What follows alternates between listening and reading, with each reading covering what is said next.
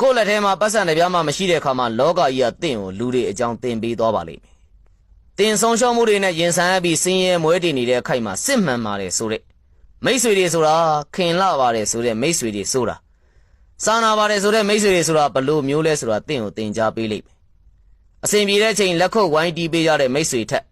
အစဉ်မပြေတဲ့အခါမှာနှစ်သိမ့်စကားတစ်ခွန်းလောက်ပြောပြီးတဲ့မိတ်ဆွေကပို့ပြီးတော့တန်ဖိုးရှိပါတယ်။ပြဿနာတိုင်းကတင့်ကိုအဆုံးသတ်ဖို့ဖြစ်စေတာမဟုတ်ဘူး။တကယ်တော့တင့်ကိုလမ်းညွှန်ပေးတဲ့အရာတွေပါ။အစိုးရအားလုံးကတင့်ကိုအရှုံးပေးဖို့ဖြစ်စေတာမဟုတ်ဘူး။တကယ်တော့တင့်ကိုအကောင်းဘက်ကိုဘလို့သွားရမလဲဆိုတာသင်ပြပေးနေတာပါ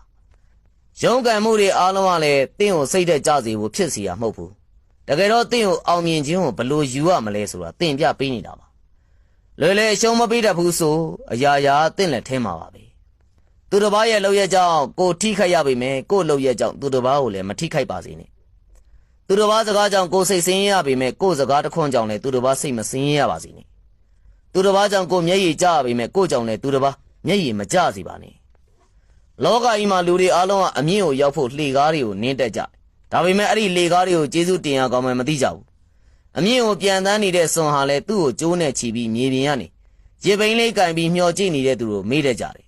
။ကိုဘဝရဲ့တန်ဖိုးကိုဘလို့ဖြစ်လာသလဲဆိုတာဘယ်နေရာရောက်ဘယ်အချိန်မှာပဲဖြစ်ဖြစ်မမေ့ဖို့ကအရေးကြီးဆုံးပဲ။တုံညဆိုတာသူ့ဘာသာနေရင်တော့တန်ဖိုးမရှိကြဘူးလို့ထင်လိုက်။ဒါပေမဲ့သူ့ရှိရကနန်းတွေကိုတော့တန်ဖိုးအမြင့်ဆုံးရောက်အောင်လို့မြင့်တင်ပေးနိုင်ပါတယ်